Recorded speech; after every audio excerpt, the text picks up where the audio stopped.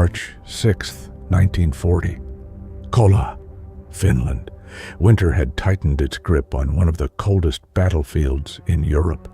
Endless forests disappeared beneath layers of untouched snow, where silence had become just as deadly as bullets. Every frozen tree seemed to hide a secret. Somewhere out there, a Soviet sniper is hunting a ghost.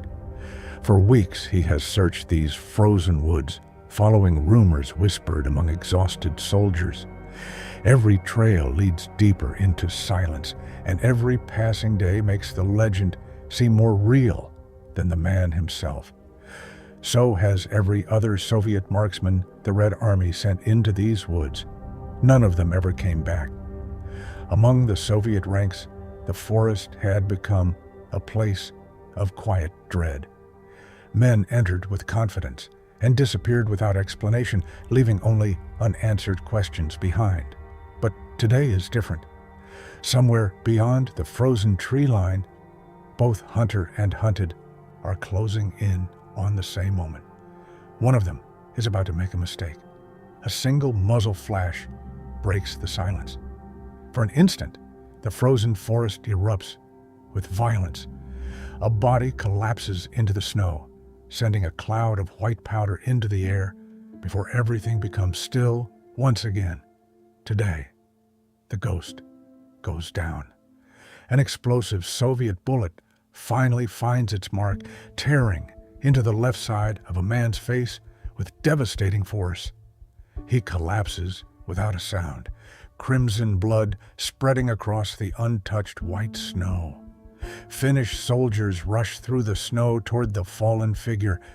They drag him from the battlefield, convinced there is nothing left to save. His face is shattered, his body motionless beneath the white camouflage that had hidden him for months. They are certain he is dead, but beneath the frozen silence, life still clings to him. Against every expectation, he is not. His name is Simo Häyhä, a quiet farmer from Finland, a man who never sought fame, never chased glory, and never imagined that history would remember his name above almost every soldier of the 20th century. In fewer than 100 days of war, he had killed more than 500 enemy soldiers, not with advanced technology, not with extraordinary equipment, but through patience, discipline, and an understanding of the frozen wilderness that few people could ever match. He carried a rifle with no telescopic sight. He fought in temperatures that dropped below 40 degrees Celsius, and he stood against one of the largest armies on Earth. By every measure, he should have failed. Instead, he became a legend. This is the story of the man the Red Army came to fear, the man they called the White Death. To understand Simo Häyhä, you first have to understand the war that shaped him. It was a conflict few believed Finland could survive. On paper, the outcome seemed inevitable before the first shot was ever fired, November 30th, 1939. Without warning, the Soviet Union crossed the Finnish border. Before dawn, artillery shells shattered the silence. Bombers filled the sky, while columns of Soviet troops and tanks rolled forward through the snow, beginning what would become known as the Winter War. The invasion had been ordered by Joseph Stalin himself. His generals expected a quick campaign. To them, Finland was simply too small to resist. They believed the fighting would be over within days, and victory would come through overwhelming numbers alone. The numbers told a frightening story. Finland had a population of barely 4 million people. The Soviet Union sent nearly 450,000 soldiers across the border. It was one of the greatest military imbalances Europe had seen in decades. The Red Army arrived with tanks, heavy artillery, aircraft, thousands of machine guns, everything a modern army needed to crush a smaller opponent through sheer force. Finland had almost none of it. Its soldiers relied on aging rifles, limited ammunition, and whatever equipment they could carry through the snow. Many units had little more than determination and an intimate knowledge of the land beneath their skis. Military observers across Europe watched with quiet certainty. Most believed Finland would fall within 2 weeks. Some gave them 3. Almost no one imagined the tiny nation could survive against one of the world's largest armies. The Soviet Union expected a rapid victory. Instead, their advance began to slow. Every kilometer forward demanded far more lives than anyone in Moscow had predicted. The forests themselves seemed determined to resist. Finland possessed something the Soviet generals had underestimated. Not larger armies, not superior weapons, but something far more valuable: the land itself. Every frozen lake, every narrow forest trail, every hidden ridgeline, every silent valley. For generations, Finns had hunted, farmed, and traveled across this unforgiving wilderness. To them, the forest was home.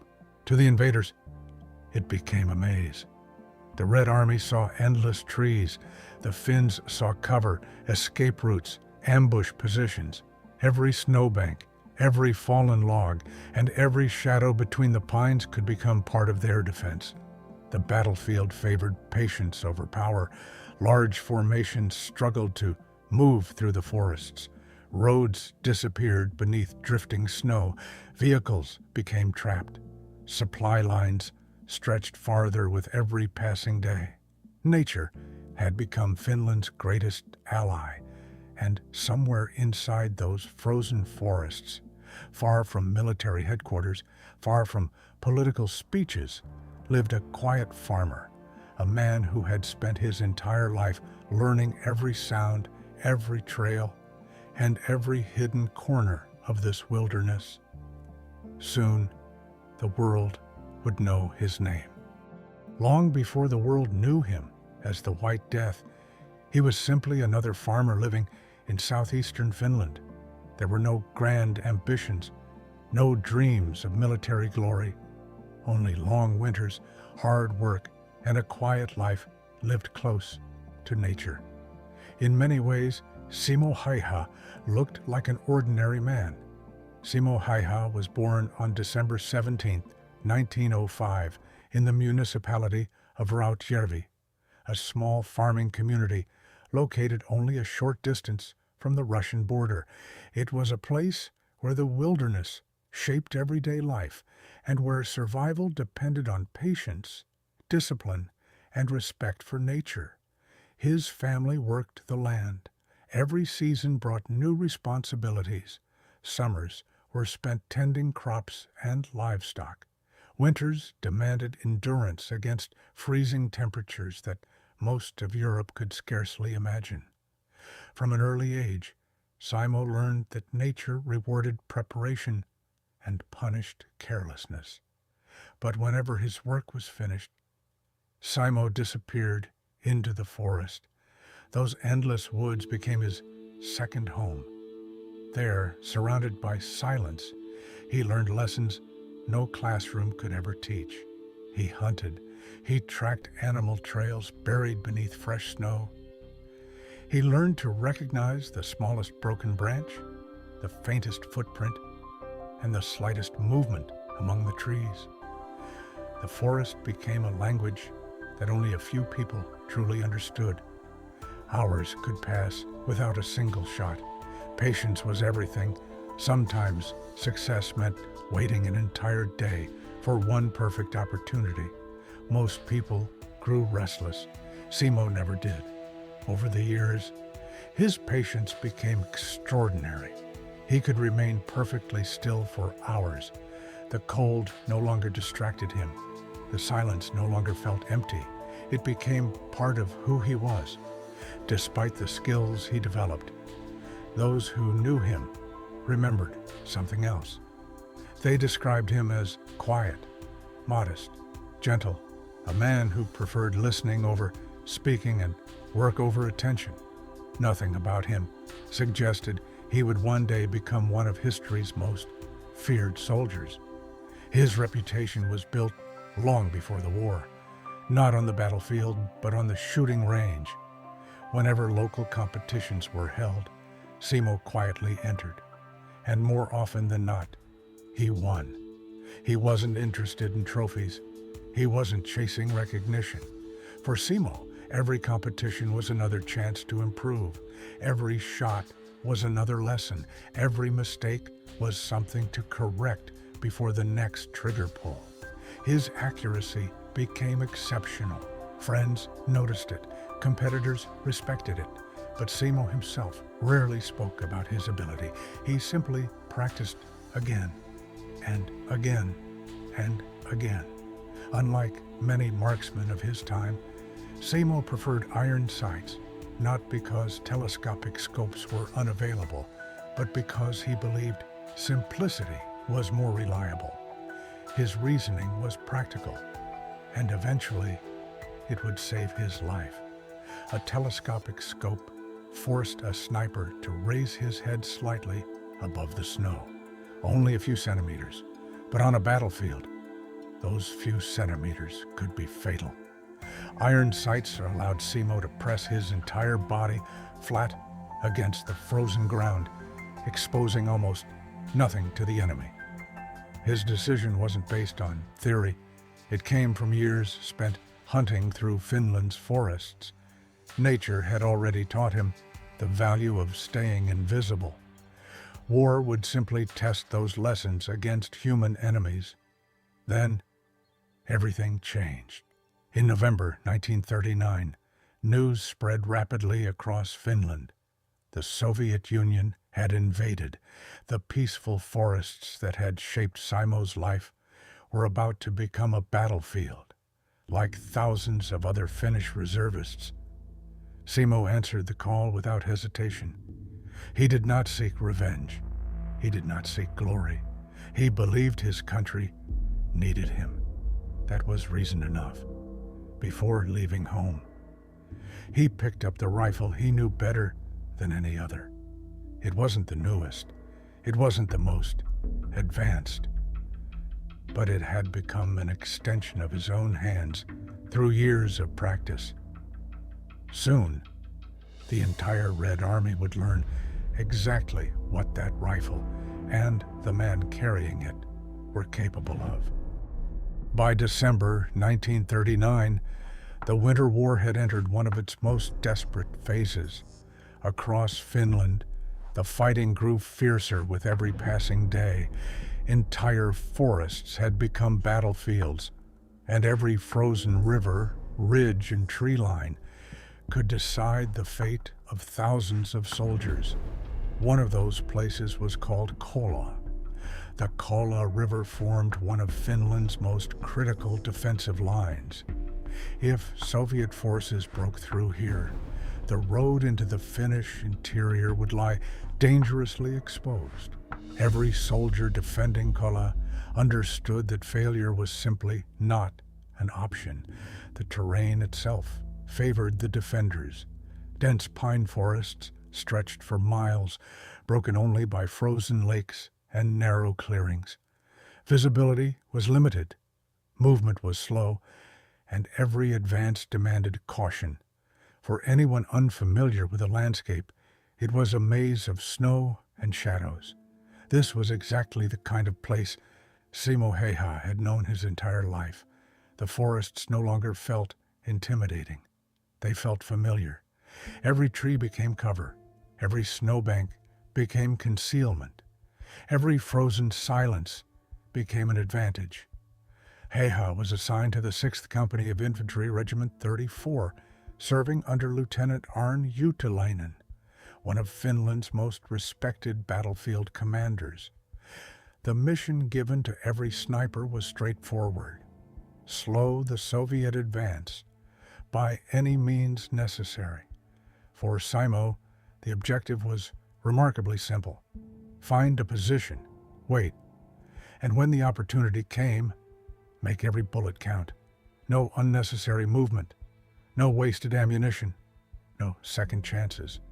Every morning, Soviet patrols emerged from the forests. They crossed open stretches of snow, believing a speed would carry them safely to the next line. But someone was already watching, someone they could not see. Then, without warning, a single rifle shot echoed through the forest. One soldier fell. Silence returned almost instantly. The surviving troops froze in place, searching desperately for a target that simply wasn't there. Minutes later, another shot, another casualty. The rhythm became terrifyingly familiar. One precise bullet, then silence, then another. The forest itself seemed to be choosing its victims. There was no visible muzzle flash, no obvious movement, no fresh footprints leading toward a sniper's nest. Only the endless sound of the freezing wind moving through the trees. It was as if the bullets appeared from nowhere. At first, Soviet officers believed they were facing several skilled marksmen. Surely no single soldier could fire with such consistency across an entire sector. They assumed an entire sniper unit was hidden inside the forest. They were wrong. Scouting parties were sent into the trees. Their orders were clear: locate the sniper, report his position, eliminate the threat before another patrol disappeared into the snow. Hours passed, then days. The reports never came. The scouts simply vanished. Some were found lying in the snow. Others were never found at all. The Red Army responded with experienced counter-snipers. These were specialists trained for one purpose: to hunt men exactly like the one hiding somewhere in the forests of Kollaa. They arrived with confidence. Few would leave with it. One by one, they entered the forest. One by one, they failed to return. The invisible sniper remained exactly where he had always been, watching, waiting, patient as the winter itself. Fear spread quietly through the Soviet ranks. Soldiers began walking with their heads lowered. Every distant tree looked suspicious. Every shadow seemed alive. The forest was no longer just an obstacle. It had become an enemy. The questions became impossible to ignore. Who was this sniper? Where was he hiding? How could one man halt the advance of an army that numbered in the hundreds of thousands? No one had an answer. Not yet. Eventually, the Red Army gave their unseen enemy a name whispered with equal parts frustration and fear. Valkoinen Kuolema, the White Death, a name that would soon become one of the most feared in military history. Legends are often born from mystery, but Simo Häyhä's success was never magic. It wasn't luck, and it certainly wasn't chance. Every kill was the result of careful preparation, relentless discipline, and years of experience surviving Finland's unforgiving wilderness. Long before the first Soviet soldier stepped into his sights, Simo was already studying the battlefield. He observed the terrain, measured the distance between trees, watched how the morning light fell across the snow.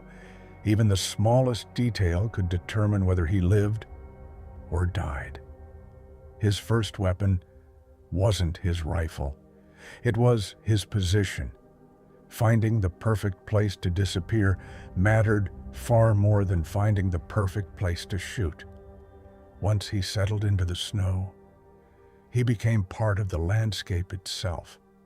He always lay completely flat, his chest pressed firmly against the frozen earth, his elbows buried into packed snow.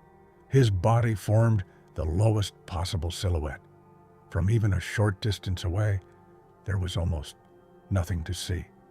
Most snipers simply found cover. Simo improved it.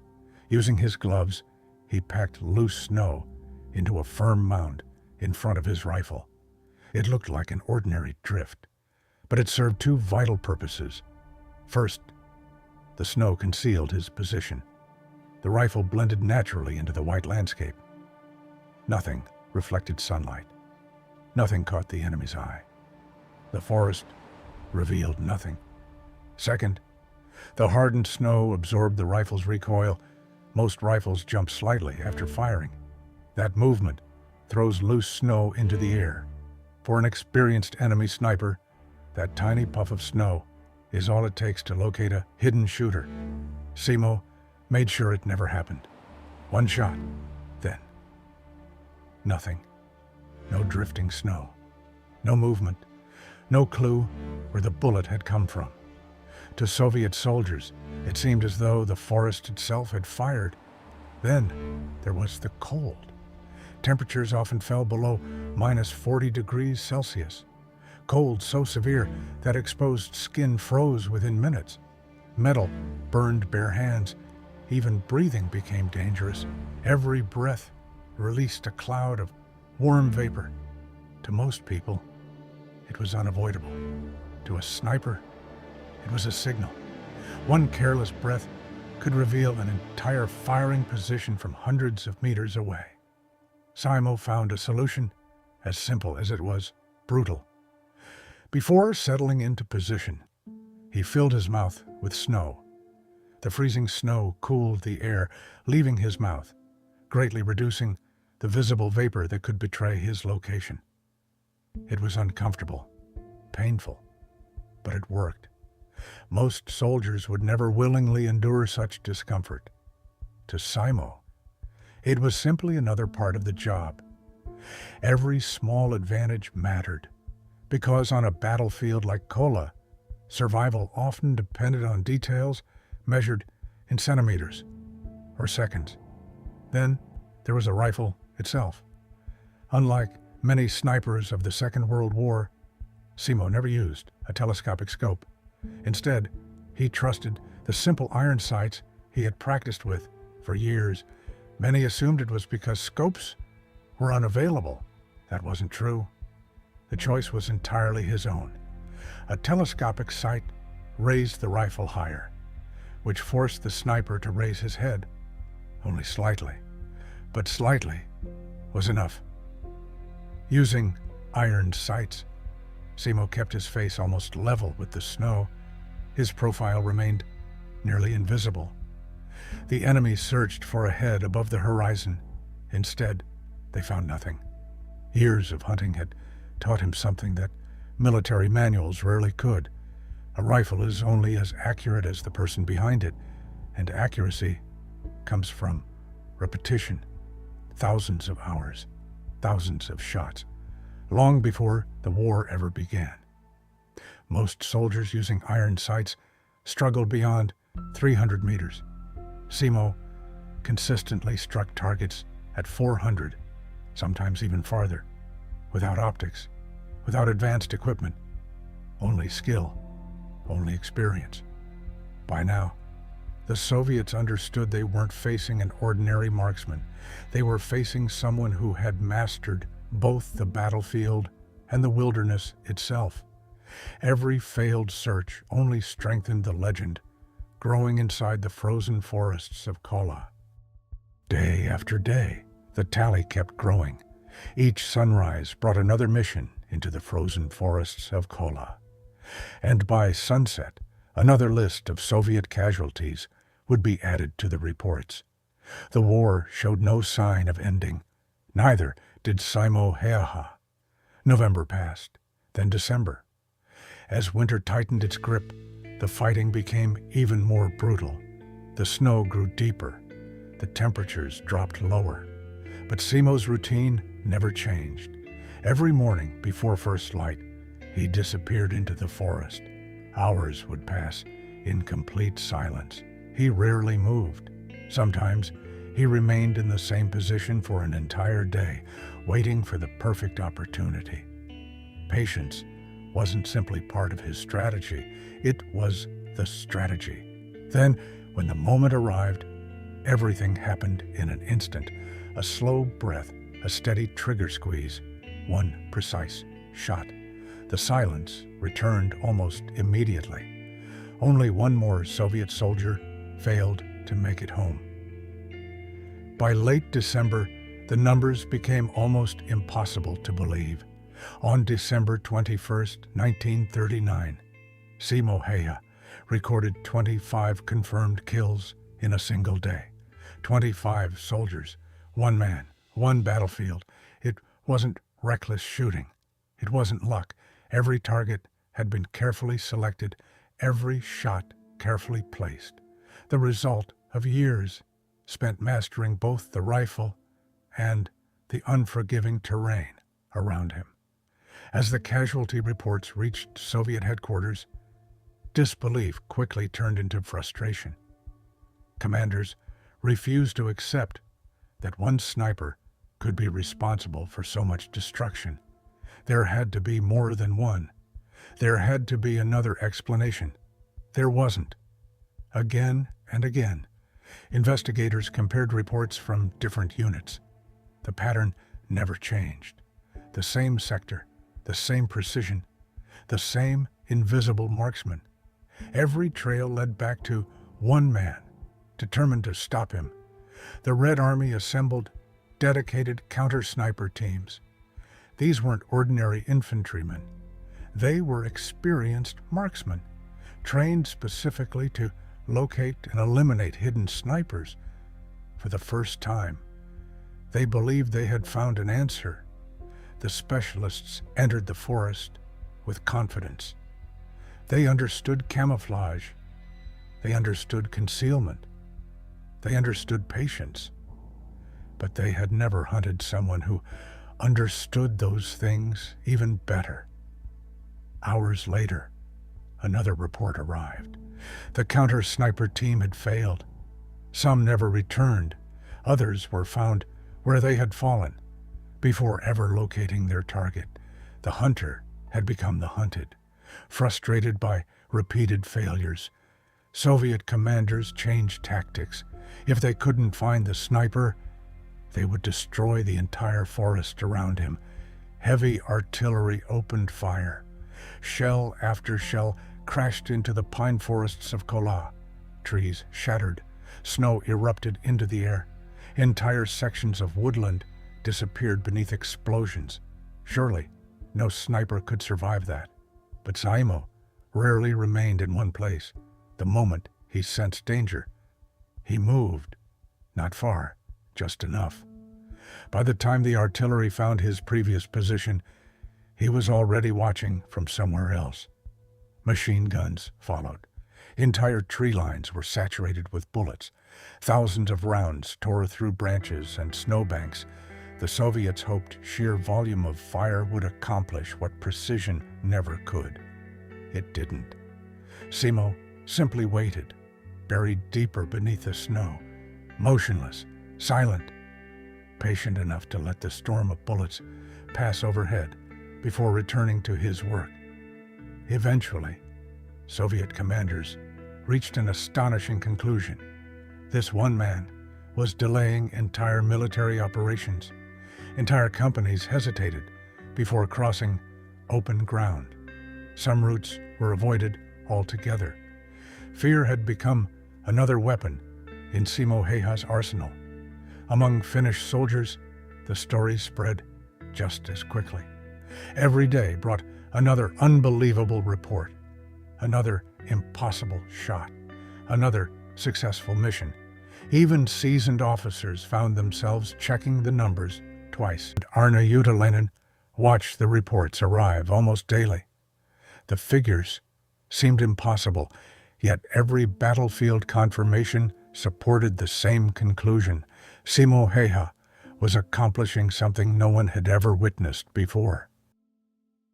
By February 1940, his confirmed total had surpassed 300 kills. And still, every morning before dawn, he returned to the forest.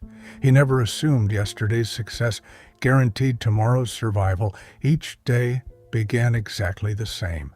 He would find his position, lie quietly beneath the snow, slow his breathing, watch, wait, and when the opportunity finally appeared, he would do what he had practiced since childhood: hunt.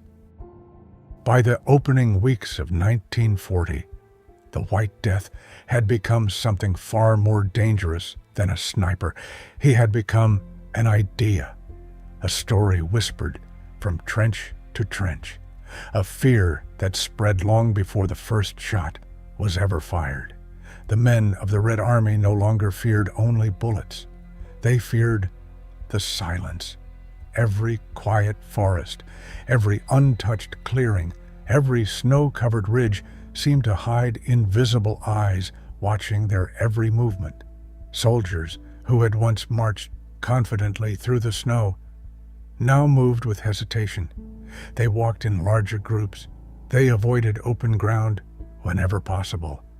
Some refused to step forward until artillery had fired first. The fear was changing the way an entire army fought. Yet even numbers offered no protection. One precise shot and another soldier fell. The forest would fall silent again.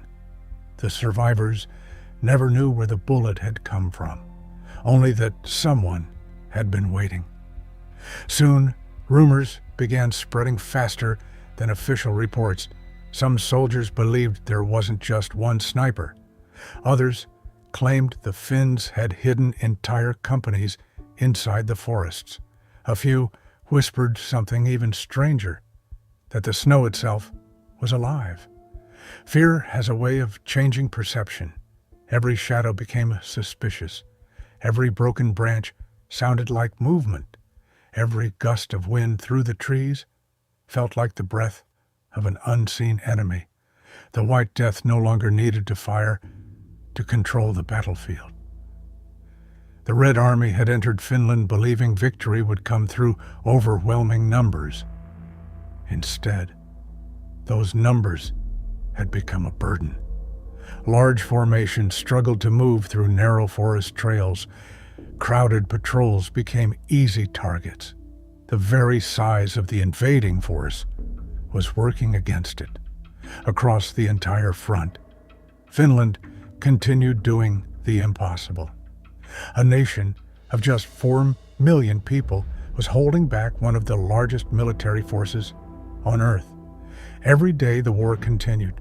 The world watched with growing disbelief, and nowhere was that determination more visible than in the forests of Kollaa.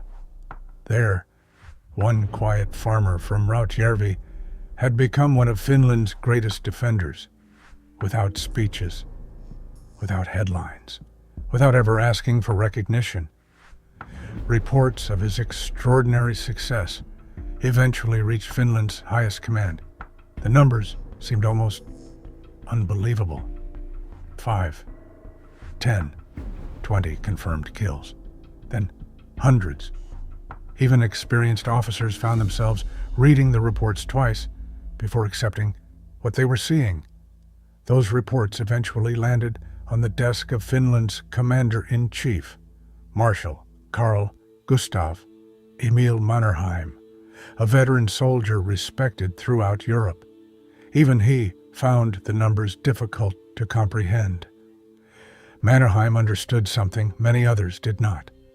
Exceptional soldiers deserved exceptional recognition. Not after the war, not someday, in the future. But while they were still fighting, he made an extraordinary decision. Simo Häyhä would receive a battlefield promotion from corporal to second lieutenant. It became one of the fastest promotions ever awarded during the Winter War. There were no grand celebrations, no dramatic speeches, no victory parade. That wasn't who Simo Häyhä was. Recognition never changed the man beneath the white camouflage. When the brief ceremony ended, he simply picked up his rifle, adjusted the strap across his shoulder, and walked back toward the forest. Because the war wasn't over, and neither was his duty. He never fought for medals. He never fought for fame. every morning he returned to the same frozen wilderness for one simple reason. It was his home, and as long as he could still stand, he would defend it. But somewhere beyond those silent trees, the Soviet army had not given up. Every failed operation, every unsuccessful counter-sniper mission, every growing casualty report only strengthened their determination to end the legend of the White Death. And soon, they would finally get their chance. March 6th, 1940, 97 days had passed since the Soviet invasion began. Winter still ruled the forests of Kollaa. The snow was as deep as ever, the air just as bitter. Yet for Simo Häyhä, it began like any other morning. One more patrol, one more mission. Before sunrise, he quietly made his way toward another carefully chosen position. Every movement was familiar, every step deliberate. Months of repetition had turned the routine into instinct. The forest had become an extension of himself. He settled into the snow, packed the surface around his rifle, lowered himself until his body disappeared beneath the white landscape. Snow in his mouth, eyes on the tree line. Everything exactly as it had been dozens of times before. By now, he had survived nearly everything the Red Army could throw at him. Counter-snipers, machine gun fire, artillery bombardments, search parties. Every attempt had failed. The White Death remained invisible, but no soldier, no matter how skilled, can control every moment of war. Sometimes survival comes down to preparation. Sometimes it comes down to chance. And on this morning, chance chose someone else. Somewhere beyond the trees, a Soviet rifle fired. One shot. Unlike so many before it, this one found its target. The bullet was no ordinary round. It was an explosive projectile designed to detonate on impact. When it struck, the force was devastating. It struck the left side of Simo's face. The explosion shattered his jaw. Part of his cheek was torn away instantly. The impact threw him backward into the snow. For the first time in nearly 100 days, the White Death had fallen. Silence returned. The rifle that had terrorized an entire army lay still. No second shot followed. No movement. Only the cold wind drifting through the pines. To anyone watching, it looked like the end. Not long afterward, Finnish soldiers reached his position. They found him lying face down in the snow. His injuries were so severe that several believed they were recovering the body of a fallen comrade.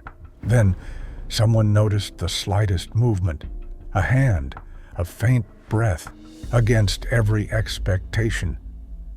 Simo Häyhä was still alive. The soldiers acted immediately. They lifted him onto a makeshift stretcher, carefully navigating frozen trails beneath constant threat of enemy fire. Every minute mattered. Every heartbeat counted. He was rushed to a nearby field hospital. Doctors and surgeons had seen terrible injuries before, but few had witnessed damage this severe with a patient who still clung to life. The operation lasted for hours. Fragments of bone had to be removed. His shattered jaw required extensive reconstruction. Even after surgery, no one could say with certainty whether he would survive. For days, Simo drifted between consciousness and darkness, his face wrapped in bandages, the sounds of war continuing beyond the hospital walls, completely unaware of what was happening outside. Then, on March 13th, 1940, exactly 1 week after he had been wounded, he finally opened his eyes. The world around him had changed. That same day, Finland and the Soviet Union signed the Moscow Peace Treaty. After 105 days of relentless fighting, The Winter War was over. The nation many believed would collapse in 2 weeks had survived, at tremendous cost. But it had endured. And so had the quiet farmer from Rautjärvi, the man they called the White Death. When the guns finally fell silent, the true cost of the Winter War became impossible to ignore. For 105 days, the frozen forests of Finland had witnessed one of the most unlikely military struggles in modern history. Now, the world began counting the price. The Soviet Union had entered the war expecting a quick victory. Instead, it paid for every kilometer of Finnish soil with staggering losses. Estimates suggest between 126,000 and 168,000 Soviet soldiers were killed. Many more returned home, wounded, or missing. Finland suffered greatly as well. Nearly 25,000 Finnish soldiers lost their lives defending their homeland. For a nation of only 4 million people, every loss was deeply personal. Every village carried the weight of sacrifice. The Red Army had outnumbered Finland by more than 10 to 1.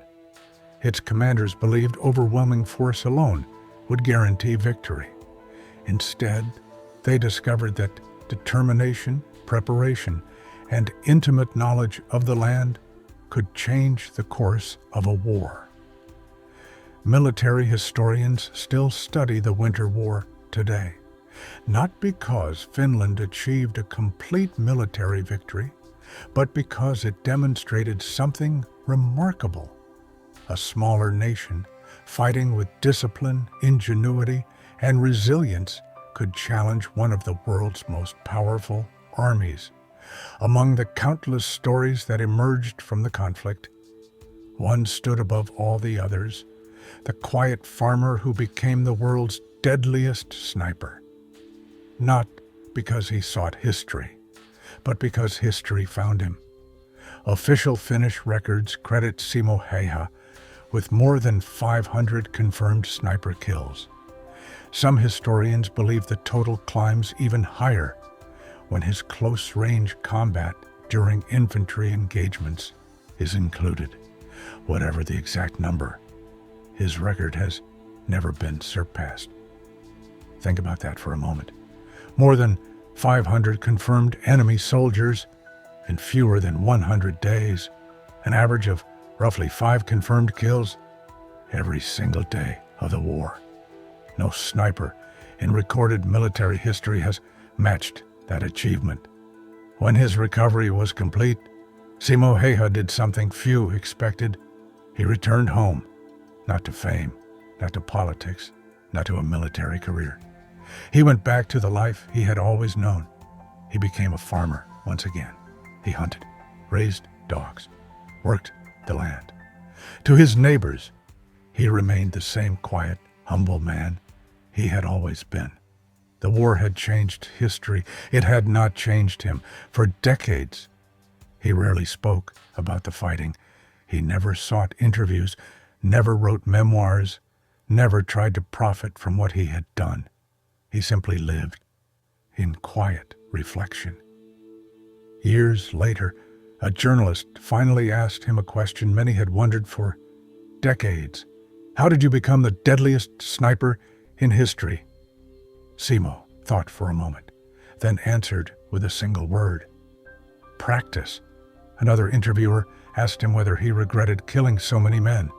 His answer was just as direct. I did what I was told to do as well as I could. There's nothing to regret. He offered no excuses, no celebration, only quiet honesty. On April 1st, 2002, Simo Häyhä passed away. He was 96 years old. The quiet farmer from Rautjärvi had lived a long life, far longer than anyone on that frozen battlefield could have imagined. He outlived nearly everyone who had hunted him. He outlived the war itself. He even outlived the Soviet Union, which disappeared from history in 1991. Time had erased empires, but not his story. Today, the forests of Kollaa remain quiet. The snow still falls across the same frozen lakes. The same pine trees still stand where soldiers once fought for survival. Nature has reclaimed the battlefield, but history remembers. One man, one rifle, no telescopic sight. Less than 100 days. His story reminds us that history is not always shaped by the loudest voices or the largest armies. Sometimes it is changed by the quietest among us. The Red Army called him the White Death. History remembers him by another name, Simo Häyhä, and more than 80 years later, his legend still echoes through the silent forests of Finland. Fresh snow has a way of covering every trace, every battlefield, every scar, every footprint. But some names cannot be buried. They live on, where history and memory meet. Thank you for watching.